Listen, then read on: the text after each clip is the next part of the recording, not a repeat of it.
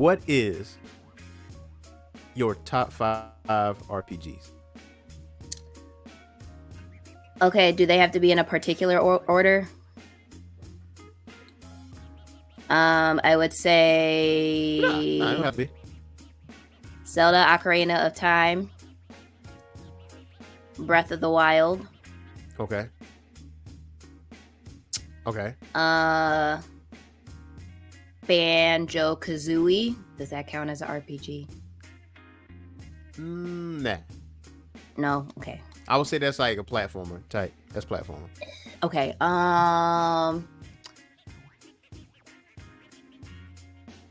What about? No, I don't want to say that one.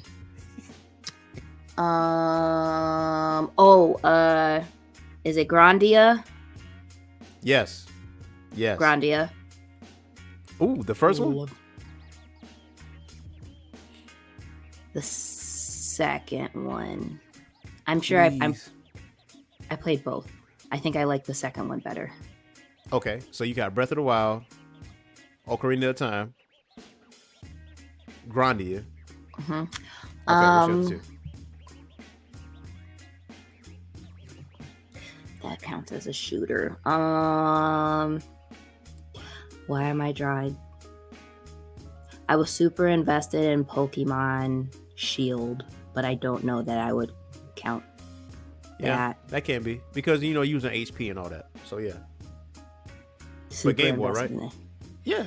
Switch. That's RPG. For Switch, yeah, that's RPG. You can say that. Dang, and wait. Scratch that one. Okay. Okay. All right. Dragon Age Origins. Okay.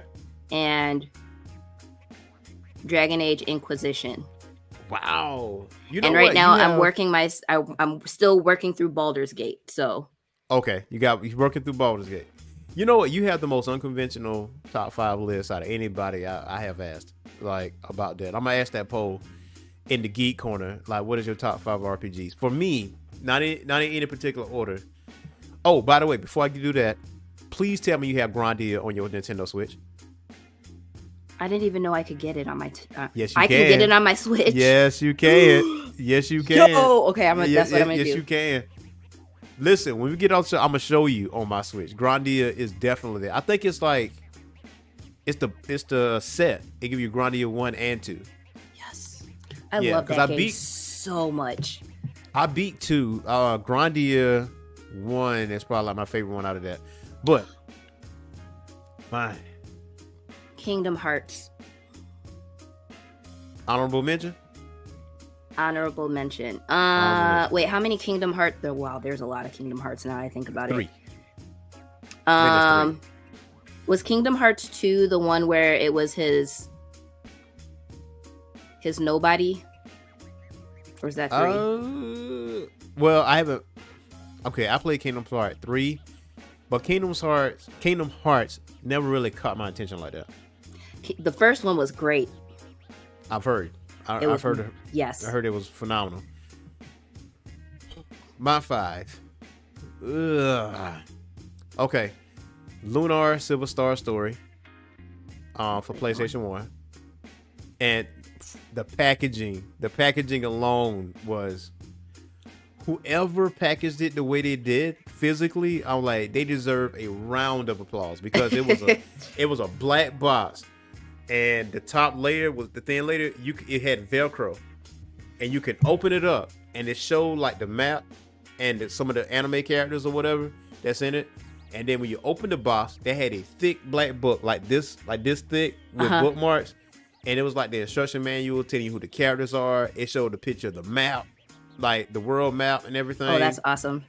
And then you had the game itself, which was I think 2 discs. Yeah, 2 discs.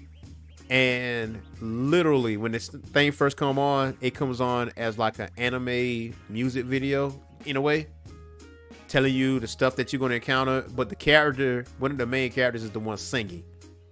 Oh, okay. And I was like, yo, this shit's a movie cut. And so, played it all the way through. It is definitely challenging. It's not impossible, but it's definitely challenging. and they have several anime cutscenes, and that would really caught me. Several anime cutscenes, and depending on what your decision making is, like with the final boss in it, and you fight that final boss twice, and Right. it's great. Like, it is. I'm gonna have to go back and play that thing again. I'm gonna have to, but hopefully it gets put on Switch, because that's not on Switch. But I'm gonna send you like some YouTube links, Okay. and to show Lunar Silver Star Story, like how great it was. So anyway, yeah, Lunar Silver Star Story. I'm gonna have to say Final Fantasy VII, because Final Fantasy VII is the sole reason why I got into RPGs in the first place. I can't credit no other game to get me into RPGs other than Final Fantasy VII. Number, again, not a particular order, Chrono Trigger. Chrono Trigger is, man. I feel like my little brother was really into that one. Yeah, Chrono Trigger is, man. I think that's like the first. That's probably one of the first games. It's not the first game that had multiple endings based off your decisions throughout the entire game, because it was about time travel and stuff like that, and the artwork was from Akira Toriyama. So yeah, Chrono Trigger for sure. Grandia for sure. The first one, I really did love the first one, and I would have to say my fifth one. I got to think about that one. Ooh, Final Fantasy VI. Yeah, I'm gonna say Final Fantasy VI. Okay.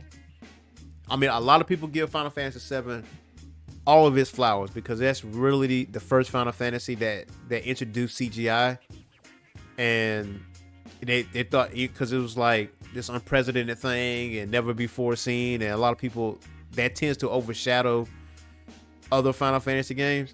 But Final Fantasy VI is the best one, like no question. Even though you got Final Fantasy VII Rebirth that's out, which is amazing, and Final Fantasy VII Remake, which is amazing, and you look at the CGI and the movies, all that other stuff. Final Fantasy VI was complete. Like, and I said this ad nauseum. When I tell you it pulled out every bit of power out of a Super Nintendo, it did. And I mean, it was nothing else you could pull out of a Super Nintendo. Final Fantasy VI did that. It did that, and that was a movie. And the bad guy actually won. Oh.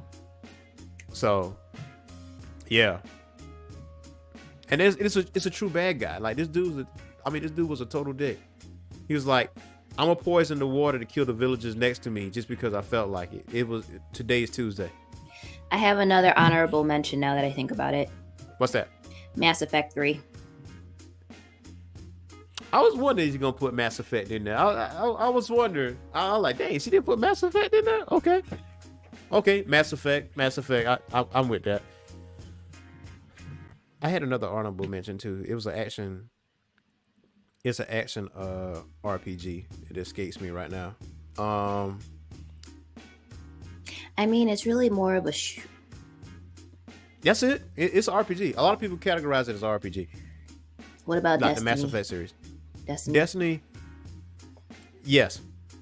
RPG. I feel like anytime that you hit something and it shows numbers, I was like, that's RPG.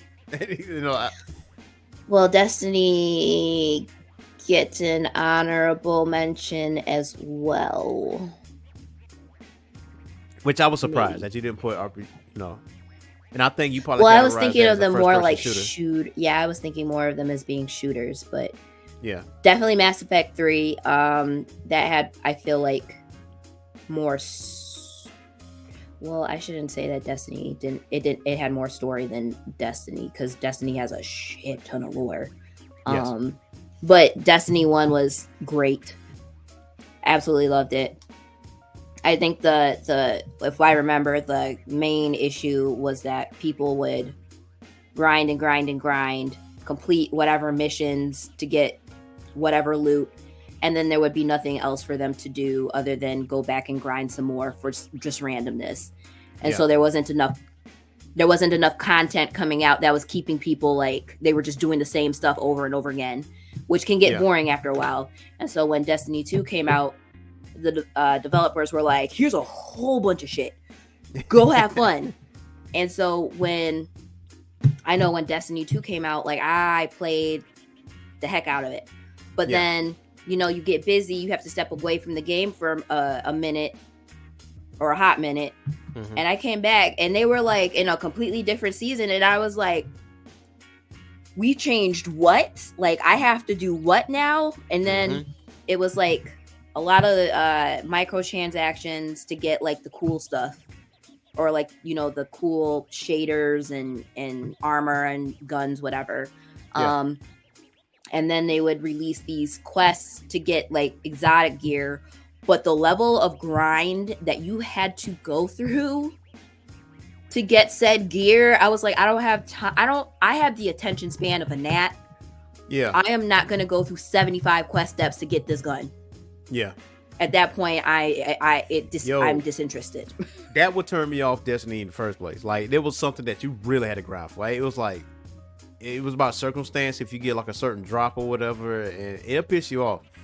And then they would go and just like, the meta, like everybody would get the meta loadout, and then all of a sudden they would just nerf it out of nowhere. Yeah, nerfed it. Or they would release new stuff and accidentally it would be buffed, so it would just be OP in PvP.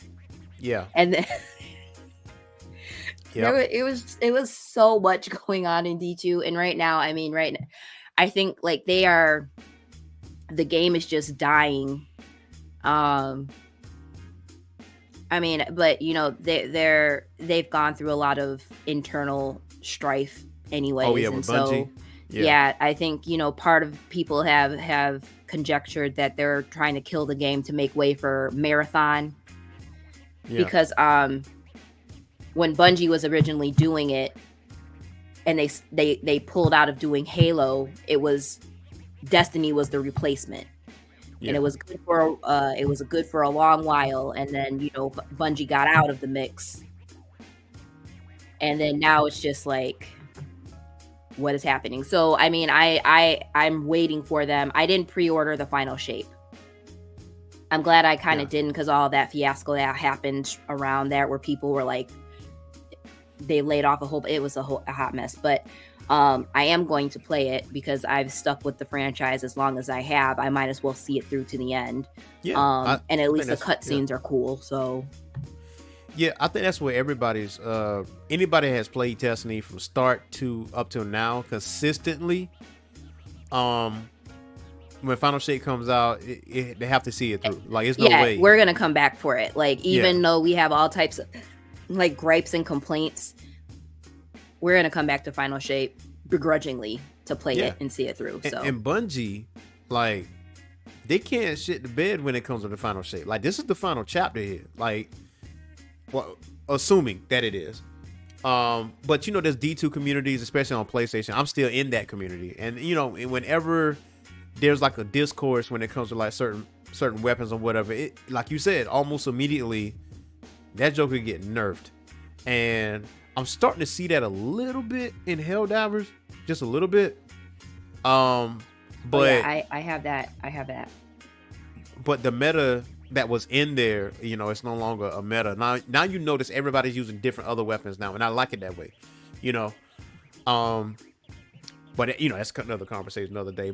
Yeah. But Destiny itself, though, I think the company is trying to even though they advertise like the new new skins and stuff like that, of course you got to still put that stuff out there because you have a dedicated community. That community is by the thousands, and you can't slow boat on that.